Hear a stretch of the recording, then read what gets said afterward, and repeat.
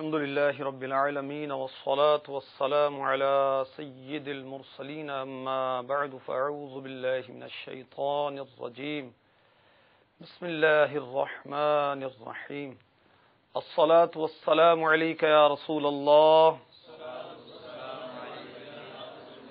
وعلى آلك وأصحابك يا حبيب الله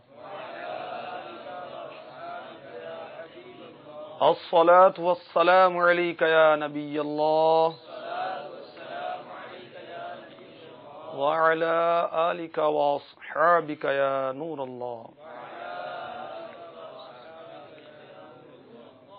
دعوت اسلامی کے اشاعتی ادارے مکتبۃ المدینہ کے مطبوعہ 271 صفحات پر مشتمل کتاب آب کوثر، اس کے صفحہ 45 پر درود پاک کی بہت ہی پیاری فضیلت درج ہے. آئیے آپ کی خدمت میں پیش کرتا ہوں.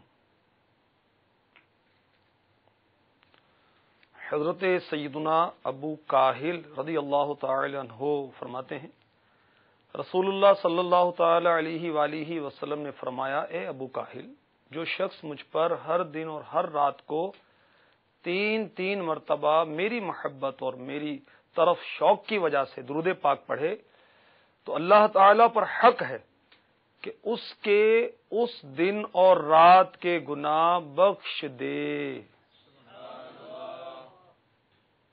یہ القول البدی اور الترغیب والترہیب میں درج ہے جو میں نے آپ کی خدمت میں روایت پیش کی. صلو علی الحبیب صلی اللہ تعالی علی محمد وعلی آلہ وصحبہ وبارک وسلم. میٹھے میٹھے اسلام بھائیو اور مدنی چینل کے ناظرین، قرآن اور توریت کے متعلق آپ نے سلسلہ پہلے ملاحظہ فرمایا، اور پھر توریت میں جو میرے آقا علیہ الصلوۃ والسلام کے اوصاف اور آپ کے صحابہ اور آپ کی امت کے اوصاف مذکور ہیں وہ سنا. آج کے سلسلے میں انشاءاللہ عز و جل قرآن اور زبور کے عنوان سے سنیں گے.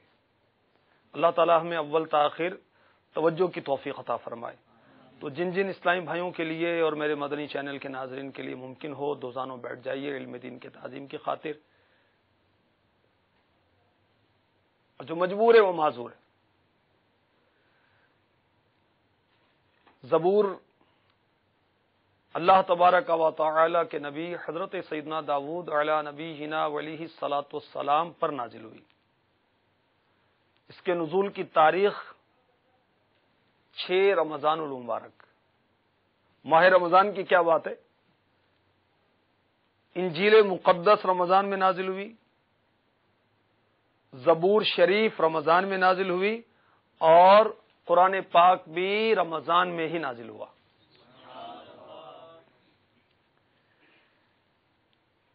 پارہ 15 سورہ بنی اسرائیل، جس کو سورہ اسراء بھی کہتے ہیں، اس کی آیت نمبر 55 میں ارشاد ہوتا ہے، وَرَبُّكَ أَعْلَمُ بِمَن فِي السَّمَاوَاتِ وَالْأَرْضِ وَلَقَدْ فَضَّلْنَا بَعْضَ النَّبِيِّينَ عَلَى بَعْضٍ وَآتَيْنَا دَاوُودَ زَبُورًا. ترجمہ کنز الایمان، اور تمہارا رب خوب جانتا ہے جو کوئی آسمانوں اور زمین میں ہے، اور بے شک ہم نے نبیوں میں ایک کو ایک پر بڑائی دی اور داؤد کو زبور عطا فرمائی. اللہ تبارک و تعالی سب کے احوال جانتا ہے، اور یہ جانتا ہے کہ کون کس لائق ہے. تفسیر خزائن العرفان میں صدر الافاضل حضرت علامہ مولانا مفتی سید حافظ محمد نعیم الدین مراد آبادی علیہ رحمۃ اللہ الہادی لکھتے ہیں، اللہ تبارک و تعالی نے نبیوں میں ایک کو دوسرے پر بڑائی دی مخصوص فضائل کے ساتھ. حضرت سیدنا ابراہیم خلیل اللہ علی نبینا علیہ الصلوۃ والسلام کو اللہ تعالی نے اپنا خلیل بنایا. حضرت سیدنا موسیٰ کلیم اللہ علی نبینا علیہ الصلاۃ والسلام کو اپنا کلیم بنایا، اور ہمارے آقا مکی مدنی مصطفیٰ صلی اللہ تعالی علیہ وسلم کو اپنا حبیب بنایا۔ حبیب کا درجہ کلیم اور خلیل سے بڑا ہے۔ مفتی صاحب اسی آیت کے تحت لکھتے ہیں زبور کتاب الہی ہے، یہ زبور بھی کتاب اللہ ہے۔ حضرت سیدنا داود علی نبینا علیہ الصلاۃ والسلام پر نازل ہوئی، اس میں 150 سورتیں ہیں۔ کتنی؟ 150۔ قرآن پاک میں کتنی ہیں؟ 114، اور زبور میں 150۔ اور اس کے مضامین کیا تھے زبور میں؟ ان سورتوں میں دعائیں تھیں، اللہ تعالی کی ثنا، اللہ تعالی کی تحمید اور تمجید۔ زبور شریف میں حلال اور حرام کا بیان نہیں تھا، اس میں فرائض کا بیان نہیں تھا، اس میں حدود و احکام کا بیان نہیں تھا۔ مفتی صاحب فرماتے ہیں اس آیت میں خصوصیت کے ساتھ حضرت سیدنا داود علی نبینا علیہ الصلاۃ والسلام کا نام لے کر آپ کا ذکر فرمایا گیا۔ مفسرین کرام نے اس کی چند وجوہات بیان کی ہیں، بڑی ایمان فوز وجوہاتیں سنیے اور ایمان تازہ کیجیے، اپنے علم میں اضافہ کیجیے اور لکھیے تاکہ یاد رہے۔ اس آیت میں فرمایا گیا کہ انبیاء میں اللہ تعالیٰ نے بعض کو بعض پر فضیلت دی، اور پھر ارشاد فرمایا کہ حضرت داود علیہ السلام کو زبور عطا کی۔ اللہ تعالیٰ نے داود علیہ السلام کو نبوت بھی عطا کی اور ملک بھی عطا کی، آپ بادشاہ تھے، لیکن بادشاہت کا ذکر اس آیت میں نہیں فرمایا۔ مفتی صاحب فرماتے اس میں تنبیہ ہے کہ جس فضیلت کا ذکر ہے وہ فضیلت علم ہے، نہ کہ فضیلت ملک و مال۔ حضرت داؤد علیہ السلام کو فضیلت کس چیز سے ملی؟ علم سے، مال سے نہیں، ملک سے نہیں۔ ان کے پاس ملک بھی تھا، مال بھی تھا، تو اللہ تعالیٰ نے بعض کو بعض پر فضیلت دی۔ داؤد علیہ السلام کی فضیلت ملک اور مال کے ساتھ بیان نہیں کی گئی بلکہ علم کے ساتھ بیان کی گئی۔ دوسری وجہ مفسرین نے یہ بیان کی کہ اس آیت میں داؤد علیہ السلام کا نام لے کر ذکر کیا گیا، اس لیے کہ زبور میں یہ لکھا تھا کہ محمد صلی اللہ تعالی علیہ وسلم خاتم الانبیاء ہیں، اور ان کی امت خیر الامم، خیر الامم تمام امتوں سے بہتر۔ اسی سبب سے آیت میں حضرت داود اور زبور کا ذکر خصوصیت کے ساتھ کیا گیا۔ میرے آقا علیہ الصلوۃ والسلام کے ذکر خیر کی برکت سے آپ کا اور آپ کی زبور کا ذکر خصوصیت کے ساتھ اللہ تعالیٰ نے فرمایا۔ تیسری وجہ کہ اس آیت میں حضرت داود علیہ الصلوۃ والسلام، یہودیوں کا یہ خیال تھا کہ حضرت سیدنا موسیٰ کلیم اللہ علی نبینا علیہ الصلوۃ والسلام کے بعد کوئی نبی نہیں، اور توریت کے بعد کوئی کتاب نہیں۔ تو اس آیت میں اللہ تبارک و تعالی نے حضرت سیدنا داؤد علی نبینا علیہ الصلوۃ والسلام کو زبور عطا فرمانے کا ذکر کیا، یہود کی تکذیب کی، ان کے دعوے کو غلط ثابت کیا۔ یہ آیت سید عالم صلی اللہ تعالی علیہ وسلم کی فضیلت کبریٰ پر دلالت کرتی ہے۔ این وسط تو در کتاب موسیٰ و نات تو در زبور داؤد، مقصود تو ای ذا افرینش، باقی بات تو فعل تست موجود۔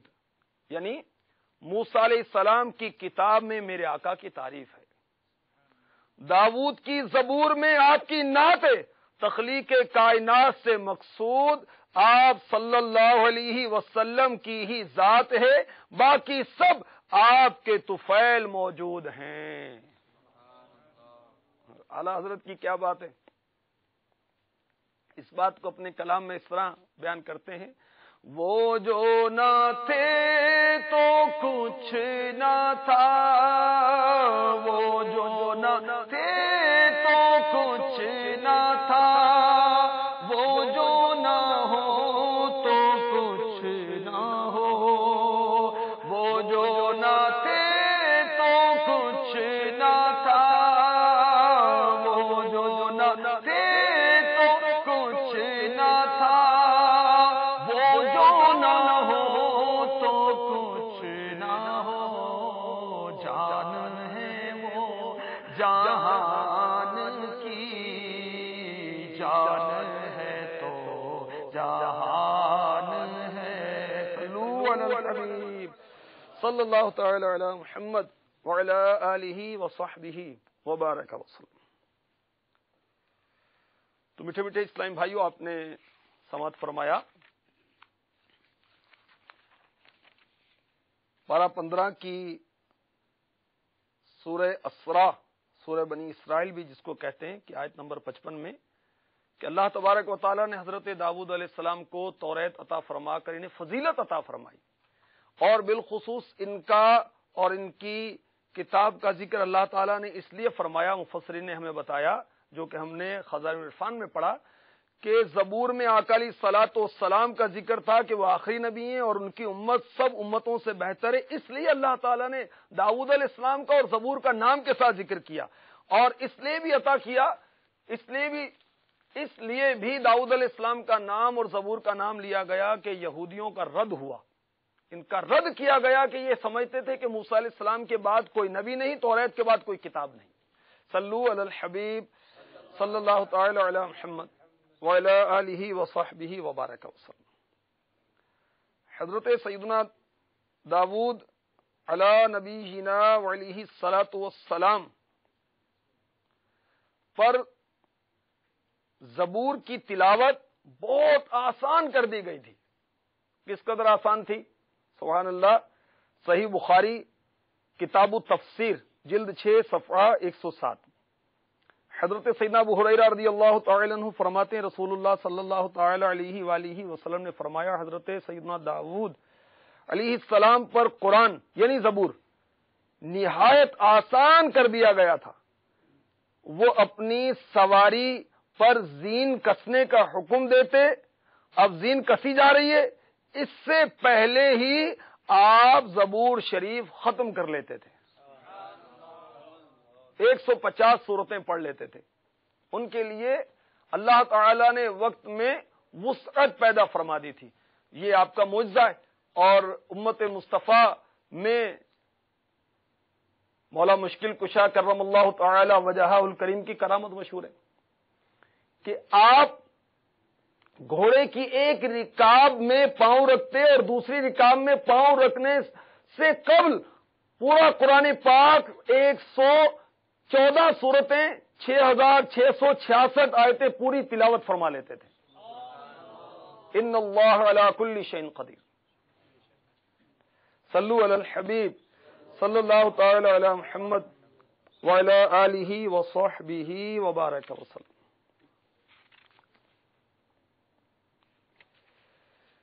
اس آیت کے شان نزول میں علماء نے، مفسرین نے ایک مدنی پھول یہ بھی ہمیں عطا فرمایا کہ کفار اعتراض کرتے تھے ہمارے آقا علیہ الصلوۃ والسلام پر کہ آپ نبی ہیں، آپ تو دنیاوی کام کرتے ہیں، آپ تو کھاتے پیتے ہیں، آپ تو بال بچوں میں مشغول رہتے ہیں، آپ نبی کیسے ہو سکتے ہیں معاذ اللہ۔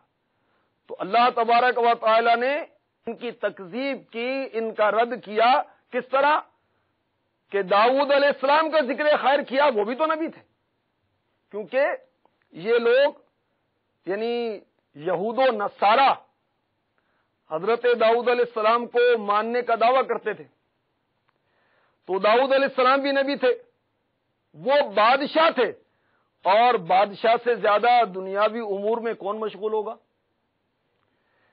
تو دنیاوی امور میں مشغول ہونا نبوت کے منافی نہیں ہے۔ جب وہ بادشاہ ہو کر نبی ہو سکتے ہیں تو اللہ کے محبوب صلی اللہ تعالی علیہ وسلم نبی ہو کر دنیاوی کاموں میں بھی مشغول ہو سکتے ہیں. صلو علی الحبیب صلی اللہ تعالی علی محمد وعلی آلہ وصحبہ وبارک وسلم. پارہ 6 سورہ نساء آیت 163. اِنَّا أَوْحَيْنَا إِلَيْكَ كَمَا أَوْحَيْنَا إِلَى نُوحٍ وَالنَّبِيِّينَ مِن بَعْدِهِ وَأَوْحَيْنَا إِلَى إِبْرَاهِيمَ وَإِسْمَاعِيلَ وَإِسْحَاقَ وَيَعْقُوبَ وَالْأَسْبَاطِ وَعِيسَى وَأَيُّوبَ وَيُونُسَ وَهَارُونَ وَسُلَيْمَانَ وَآتَيْنَا دَاوُودَ زَبُورًا.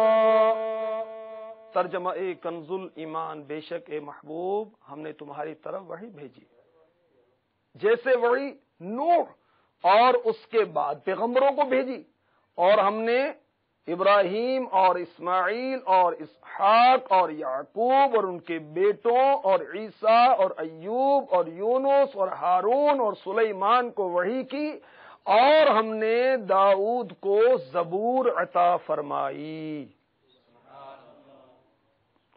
اب اس آیت کا شان نزول سماعت فرمائیے. یہود و نصارہ پیارے آقا علیہ الصلوۃ والسلام سے یہ سوال کرتے تھے کہ آسمان سے یک بار کی کتاب نازل کی جائے. یہ قرآن ایک ہی بار کیوں نہیں نازل ہو گیا؟ قرآن کتنے عرصے میں نازل ہوا؟ 23 سال میں. تو یہود و نصارہ یہ کہتے تھے کہ آسمان سے یک بار کی کتاب نازل کی جائے تو آپ کی نبوت پر ایمان لائیں گے. اس پر یہ آیت کریمہ نازل ہوئی اور اللہ تبارک و تعالی نے حجت کیا قائم فرمائی. سماعت فرمائیے. حضرت موسیٰ علیہ السلام، انہیں آپ نے پچھلے سلسلے میں سنا کہ توریت یکبارگی عطا ہوئی تھی. توریت کی تختیاں انہیں کوہ طور پر بلا کر اللہ تبارک و تعالی نے یکبارگی عطا فرمائی.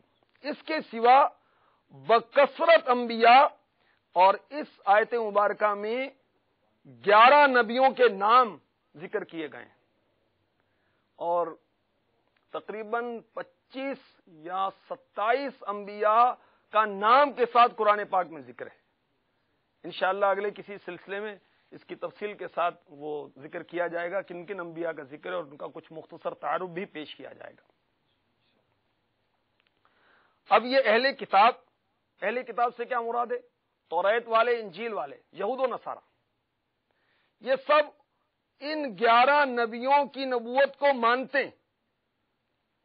اب موسیٰ علیہ السلام کے علاوہ ان پر کسی پر بھی یکبارگی کتاب نازل نہیں ہوئی. تو اللہ تعالی نے حجت قائم فرمائی کہ جب تم ان کی نبوت کو تسلیم کرتے ہو تو پھر میرے محبوب علیہ الصلوۃ والسلام کی نبوت تسلیم کرنے میں کیا جائے عذر ہے. مقصود رسولوں کے بھیجنے سے کیا ہے؟ خلق کی ہدایت، اللہ تعالیٰ کی توحید و معرفت کا درس، ایمان کی تکمیل، طریقہ عبادت کی تعلیم. اب کتاب متفرق طور پر نازل ہو یا یکبارگی نازل ہو، تمہیں اس سے کیا؟ اور اگر کتاب یعنی کتاب الہی، کتاب اللہ، اللہ کا کلام متفرق طور پر نازل ہوتا ہے تو یہ مقصد بر وجہ عتم حاصل ہوتا ہے کہ تھوڑا تھوڑا بآسانی دل نشین ہوتا چلا جاتا ہے. اب اس حکمت کو یہود و نصارہ نے نہ سمجھا اور اعتراض کر کے اپنی حماقت کا اظہار کیا کہ قرآن پاک کو یکبارگی نازل نہ کرنے میں کیا حکمت ہے.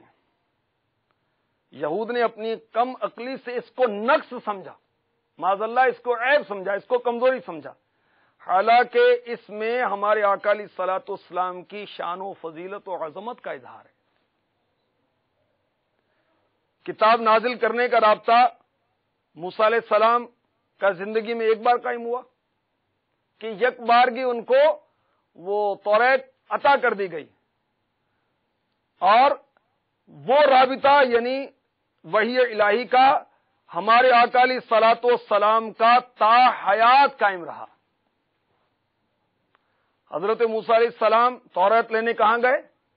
کوہ طور پر، اور ہمارے آقا علیہ الصلوۃ والسلام کو قرآن پاک لینے کے لیے کہیں جانا نہیں پڑتا تھا۔ آپ جہاں تشریف فرما ہوتے قرآن پاک وہی نازل ہو جاتا تھا۔ بدر کا میدان ہو، احد کی گھاٹیاں ہوں، غار ثور ہو، آپ کہیں سواری پر ہوں، بلکہ ام المؤمنین عائشہ صدیقہ رضی اللہ تعالی عنہا کے بستر پر بھی وہی نازل ہوئی۔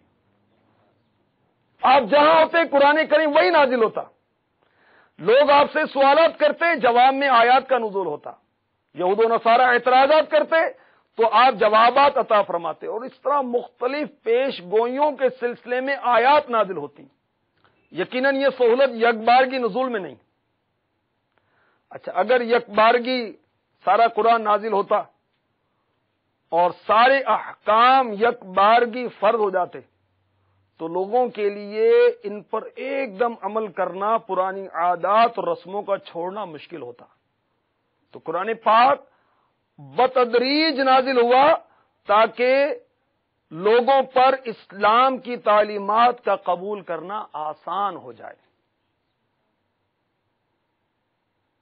تو قرآن پاک کو یکبارگی یعنی کہ ایک دم ایک ہی بار میں نازل نہ کرنے میں یہ فضیلت، باریکیاں اور فوائد ہیں جو کہ یہودیوں کے سمجھ میں نہیں آئی، اور انہوں نے اپنی ہٹ درمی سے اسے تسلیم نہیں کیا۔ صلو علی الحبیب صلی اللہ تعالی علی محمد وعلی آلہ وصحبہ وبارک وسلم۔ پارہ 17 سورہ انبیاء کی آیت نمبر 105 میں بھی زبور کا ذکر ہے، آئیے سنتے ہیں۔ وَلَقَدْ كَتَبْنَا فِي الزَّبُورِ مِن بَعْدِ الذِّكْرِ أَنَّ الْأَرْضَ يَرِثُهَا عِبَادِيَ الصَّالِحُونَ۔ ترجمہ کنز الایمان۔ اور بے شک ہم نے زبور میں نصیحت کے بعد لکھ دیا کہ اس زمین کے وارث میرے نیک بندے ہوں گے۔ اس زمین سے کیا مراد ہے؟ زمین جنت۔ اور حضرت ابن عباس رضی اللہ تعالی عنہما نے فرمایا کہ کفار کی زمینیں مراد ہیں جن کو مسلمان فتح کریں گے، اور ایک قول کے مطابق یہ زمینیں شام مراد ہے۔ تو اس آیت میں بھی زبور کا ذکر کیا گیا۔ زبور جو کہ کتاب اللہ حضرت داؤد علی نبینا علیہ الصلاۃ والسلام پر نازل ہوئی، اس میں مضامین کیا تھے میں نے کچھ عرض کیا، کچھ مزید تفسیر در منصور سے آپ کی خدمت میں پیش کرتا ہوں، جلد 4 اور صفحہ نمبر 496۔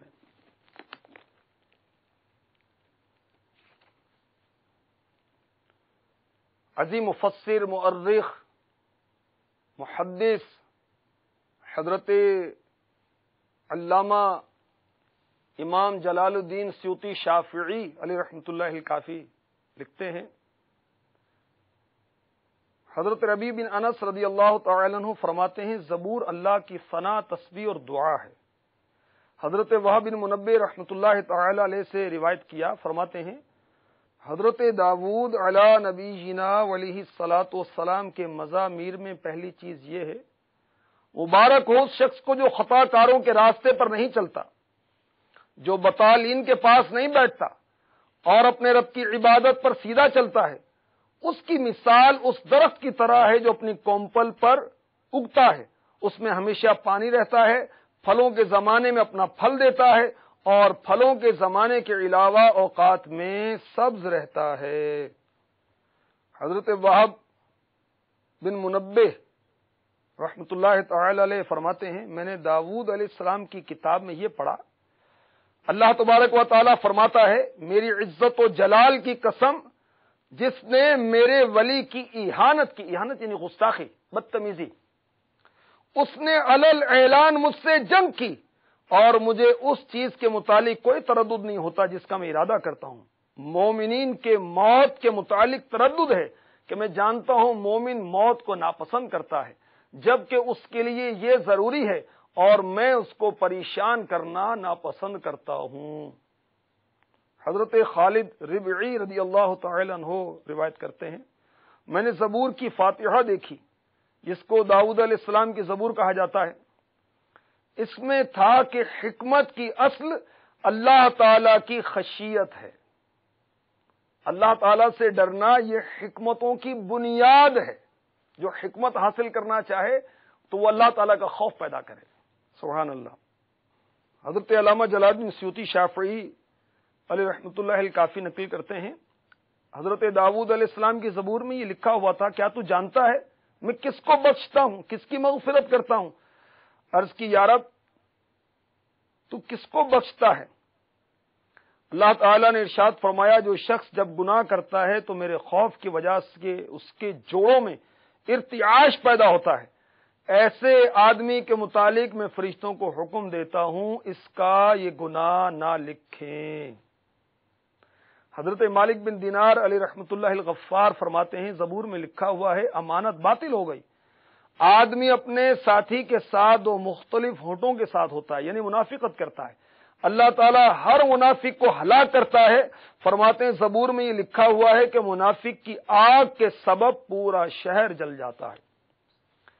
حضرت مالک بن دینار علیہ رحمۃ اللہ الغفار فرماتے ہیں زبور میں لکھا ہوا، یہ پہلی زبور تھی، مبارک اس سے جو گناہ کے راستے پر نہیں چلا، خطا کاروں کے ساتھ نہ بیٹھا، اور اس نے استہزاء کرنے والوں میں رجوع نہیں کیا، لیکن اس کا ارادہ صرف اللہ تعالیٰ کے احکام ہے، اور وہ رات اور دن اس کو سیکھتا ہے۔ اس کی مثال اس درخت کی مثل ہے جو ایک کنارے پر اگتا ہے، اپنے وقت پر پھل دیتا ہے، اس کے پتے کو چیز نہیں جھاڑتی، اس کا ہر عمل ہر حکم کے مطابق ہوتا ہے، اس کا عمل منافقین کے عمل کی طرح نہیں ہے۔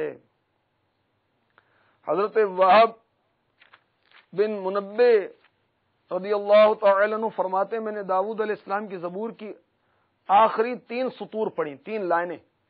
اس میں لکھا تھا، اے داؤد کیا تو جانتا ہے میں کس مومن کی زندگی کو لمبا کرنا پسند کرتا ہوں؟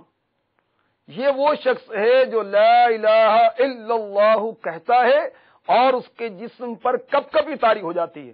میں ایسے شخص کے لیے اسی طرح موت کو ناپسند کرتا ہوں جس طرح ماں اپنے بچے کے لیے موت کو ناپسند کرتی ہے، اور موت کے سوا کوئی چارہ نہیں ہے۔ میں چاہتا ہوں اسے دار فانی کے علاوہ دار بقا میں قید کروں، کیونکہ اس دنیا کی نعمتیں مصیبت ہیں، اس کی خوشحالی شدت ہے، اس میں ایک ایسا دشمن ہے جو کچھ پرواہ نہیں کرتا، وہ انسان کے اندر خون کی طرح چلتا ہے، اسی وجہ سے میں اپنے اولیاء کو جنت کی طرف جلدی لے جاتا ہوں۔ حضرت مالک بن مغول رحمۃ اللہ تعالی علیہ فرماتے ہیں، داؤد علیہ السلام کی زبور میں لکھا تھا، میں اللہ ہوں عز و جل، میرے سوا کوئی معبود نہیں، میں بادشاہوں کا بادشاہ ہوں، بادشاہوں کے دل میرے ہاتھ میں ہیں، جو قوم اطاعت شعار ہوتی ہے میں ان پر بادشاہوں کو رحمت بنا دیتا ہوں، جو قوم معصیت شعار بن جاتی ہے میں ان پر بادشاہوں کو سزا بنا دیتا ہوں۔ تم اپنے آپ کو بادشاہوں کے سبب میں مشغول نہ کرو اور ان کی طرف نہ جھکو، میری بارگاہ میں رجوع کرو، میں تم پر ان کے دل نرم کر دوں گا۔ صلو علی الحبیب صلی اللہ تعالی علی محمد وعلی آلہ وصحبہ وبارک وسلم۔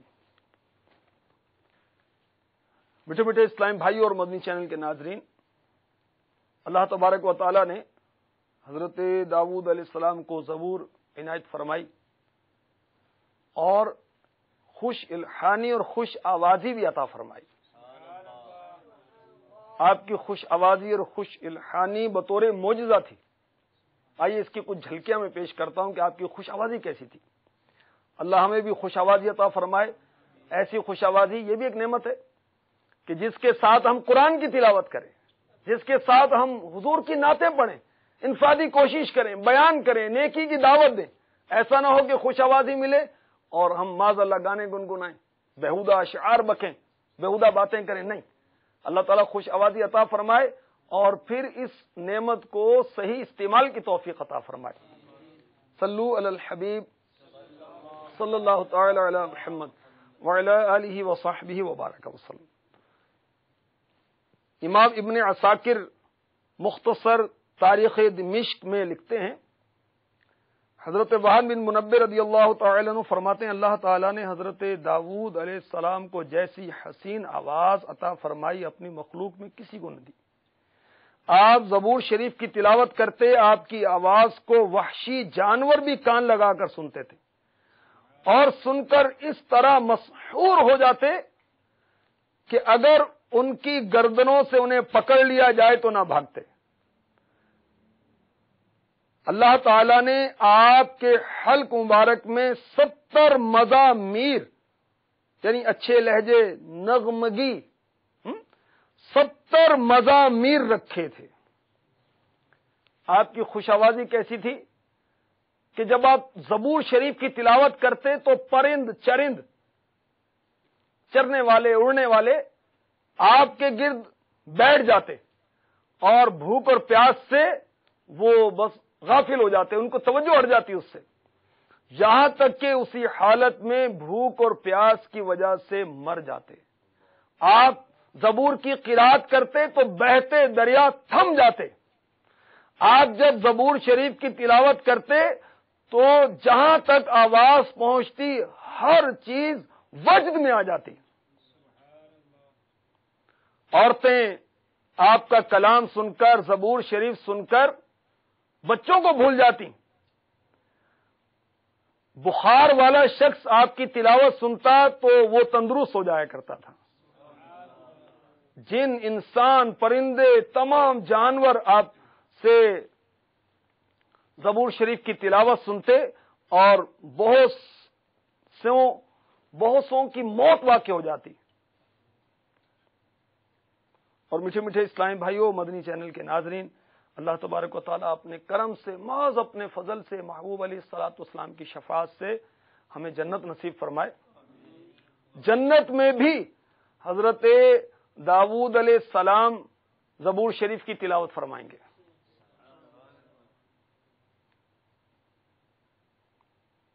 اور ایک روایت میں ہے، حضرت اکرمہ رضی اللہ تعالی عنہ بیان کرتے ہیں، حضرت داؤد علیہ السلام جنت کے سب سے بلند تخت پر کھڑے ہو کر اپنی حسین آواز کے ساتھ جو رب تعالیٰ نے انہیں عطا فرمائی، با آواز بلند ورد فرمائیں گے۔ کیا ورد کریں گے؟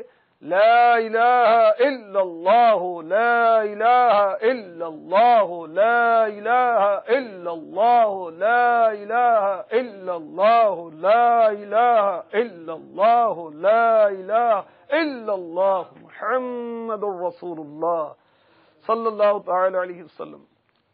دعوت اسلامی کے اشاعتی ادارے مکتبۃ المدینہ کی کتاب قرۃ العیون، نیکیوں کی جزائیں، گناہوں کی سزائیں، اس کے صفحہ نمبر 112 پر لکھا ہے، اللہ تبارک و تعالی فرمائے گا، اے داؤد، عرض کریں گے لبیک یا رب العالمین۔ اللہ فرمائے گا، اے داؤد، میں تمہیں حکم دیتا ہوں ممبر پر کھڑے ہو کر میرے پیارے بندوں کو زبور کی 10 سورتیں سناؤ۔ حضرت داؤد علیہ السلام جنت میں ممبر پر تشریف فرما ہو کر زبور کی 10 سورتیں تلاوت کریں گے۔ حضرت داؤد علیہ السلام کی آواز گانے والی جنتی حوروں کی آواز سے زیادہ حسین ہوگی۔ جب آپ تلاوت کریں گے اہل جنت خوشی و مسرت سے وجد و سرور میں آ جائیں گے، جیسے نشے میں ہوں۔ اور یہاں لکھا ہے، حضرت فقیہ ابو الیث سمرقندی رحمۃ اللہ تعالی علیہ لکھتے ہیں کہ آپ کی آواز خوش الحانی میں 90 مزامیر کی آواز کے برابر ہوگی۔ اور جب اہل جنت کو وجد سے، ذوق سے افاقہ ہوگا تو اللہ تبارک و تعالی پیارے آقا علیہ الصلوۃ والسلام کو حکم فرمائے گا تو پیارے آقا علیہ الصلوۃ والسلام سورہ یاسین، سورہ طٰہٰ کی تلاوت فرمائیں گے۔ اور ہمارے آقا کی آواز کیسی ہے؟ سبحان اللہ۔ پیارے آقا علیہ الصلوۃ والسلام کی آواز حضرت داؤد علیہ السلام کی پاکیزہ آواز سے 70 گنا زیادہ خوش کن ہوگی۔ جب آپ تلاوت کریں گے سارے جنتی وجد میں آ جائیں گے۔ جنتیوں کی کرسیاں، عرش کی قندیلیں، ملائکہ، حور و غلمان، بچے سب خوشی سے وجد و سرور میں آ جائیں گے۔ جنت کی ہر چیز سورہ یاسین، سورہ طٰہٰ کی تلاوت پر میرے آقا علیہ الصلوۃ والسلام کی آواز کی نغمگی اور حسن سے جھومتی ہوگی۔ اور میٹھے میٹھے اسلام بھائیو، اللہ تبارک و تعالی ہمیں تلاوت کی توفیق عطا فرمائے، ہم اپنے کانوں کو گانوں باجوں سے محفوظ رکھیں تو انشاءاللہ اللہ تبارک و تعالی کے کرم سے حوروں کے نغمے بھی سننے کو ملیں گے، داؤد علیہ السلام کی قرات بھی سننے کو ملے گی، آقا علیہ الصلوۃ والسلام کی قرات، سبحان اللہ، سورہ یاسین، سورہ طٰہٰ، اور پھر خود اللہ تبارک و تعالی سورۃ الانعام کی تلاوت فرمائے گا، اور وہ کیا کیفیت ہوگی، کیا بیان کی جائے، اللہ تبارک و تعالی نصیب فرما دے۔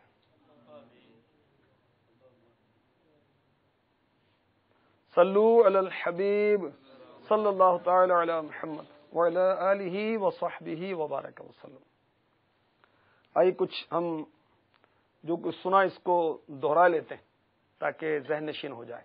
صلو علی الحبیب صلی اللہ تعالی علی محمد۔ تفسیر روح البیان میں حضرت سیدنا اسماعیل حقی علیہ رحمۃ اللہ القوی نے لکھا ہے، حضرت داؤد علیہ السلام پر اللہ تبارک و تعالی نے وحی نازل کی کہ اے داؤد، وہ علم حاصل کرو جو تمہارے لیے نافع ہو، نفع بخش ہو، فائدہ مند ہو۔ عرض کی یا اللہ عز و جل، علم نافع کیا ہے؟ فرمایا علم نافع یہ ہے تم میرے جلال و عظمت و کبریائی کو پہچانو، اور اسی طرح میری کمال قدرت کو مانو کہ میں ہر شے پر قادر ہوں۔ یہی عقیدہ رکھو گے تو میرا قرب حاصل کر لو گے۔ تو نفع بخش علم کیا ہے؟ جو اللہ تعالی کا قرب دلائے، وہ نفع بخش علم ہے۔ اب وہ علم جس کو سیکھ کر ڈگریاں تو مل جائیں، لوگ ایجوکیٹڈ سمجھیں، مگر کپڑا پاک کرنا نہ آتا ہو، غسل کرنا نہ آتا ہو، رب کی بارگاہ میں جھکنے کا ڈھنگ نہ آتا ہو، تلاوت قرآن نہیں کرنی آتی، دیکھ کر نہیں پڑھنا آتا، یہ کیسا علم ہے؟ یہ تو اللہ سے قریب کرنے والا نہیں ہے، یہ تو معاذ اللہ شیطان سے قریب کر دے گا، یہ تو جہنم کے قریب کر دے گا، جنت کے راستے پر نہیں چلائے گا۔ جنت کے راستے پر لے کے جانے والا علم وہ ہے جو علم دین ہے، علم قرآن ہے، علم حدیث ہے، علم نافع وہ ہے۔ الحمدللہ ہمارے کتنے اسلامی بھائی علم نافع حاصل کرنے کے لیے فیضان سنت کا درس دیتے سنتے ہیں، علم نافع ملتا ہے۔ علم نافع حاصل کرنے کے لیے وہ مدنی قافلوں میں سفر کرتے ہیں، مدرسۃ المدینہ بالغان میں آتے ہیں، پڑھتے ہیں، پڑھاتے ہیں، علم نافع حاصل کرنے کے لیے الحمدللہ جامعۃ المدینہ میں داخل ہوتے ہیں، اور جامعۃ المدینہ کی دعوت اسلامی باہر ہیں۔ کتنے نوجوان الحمدللہ وہ درس نظامی کر رہے ہیں، عالم کورس کر رہے ہیں، بلکہ تخصص فی الفقہ کرتے ہیں، الحمدللہ مفتی بن جاتے ہیں، الحمدللہ۔ تو اللہ تعالی ہمیں علم نافع نصیب فرمائے کہ حضرت داؤد علیہ السلام بادشاہ تھے، ملک کو مال عطا ہوا، مگر ان کا زبور کے ساتھ ذکر کیا گیا، اللہ تعالی نے ان کو فضیلت علم کے ساتھ عطا فرمائی۔ اللہ تعالی ہمیں نصیب فرمائے۔ کفار اعتراض کرتے تھے کہ یہ کیسے نبی ہے جو کھاتے پیتے ہیں، دنیاوی امور میں اور بال بچوں میں مشغول رہتے ہیں؟ تو اللہ تبارک و تعالی نے ان پر حجت قائم فرمائی۔ کس طرح؟ کہ اس آیت میں داؤد علیہ السلام کا ذکر کیا گیا نا کہ وہ تو بادشاہ تھے، جب بادشاہ نبی ہو سکتا ہے تو میرے محبوب علیہ السلام نبی نہیں ہو سکتے؟ سمجھے؟ جی کون کون بتائے گا؟ جی آپ۔ کفار اعتراض کرتے تھے کہ حضور صلی اللہ علیہ وسلم جو ہیں وہ دنیاوی کام میں مشغول رہتے ہیں، یعنی کہ اولاد کے ساتھ، بچوں کے ساتھ، تو وہ نبی کیسے ہو سکتے ہیں؟ تو اس کے رد میں فرمایا گیا کہ حضرت داؤد علیہ السلام جو ہیں وہ بادشاہ تھے، بادشاہ ہونے کے ساتھ وہ نبی بھی تھے، تو جب وہ بادشاہ ہونے کے ساتھ نبی ہو سکتے ہیں تو حضور صلی اللہ علیہ وسلم جو ہیں وہ دنیاوی کام میں مشغول ہونے کے ساتھ بھی نبی ہو سکتے ہیں۔ صلو علی الحبیب صلی اللہ تعالی علی محمد۔ اللہ تبارک و تعالی نے حضرت سیدنا داؤد علیہ نبینا علیہ الصلوۃ والسلام پر زبور کا تلاوت کرنا آسان کر دیا تھا۔ کس قدر آسان کر دیا تھا؟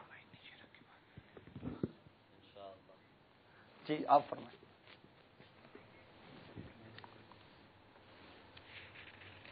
حضرت داؤد علیہ السلام اپنی سواری کی زین کسنے کا حکم دیتے تو آپ اسی ہی وقت میں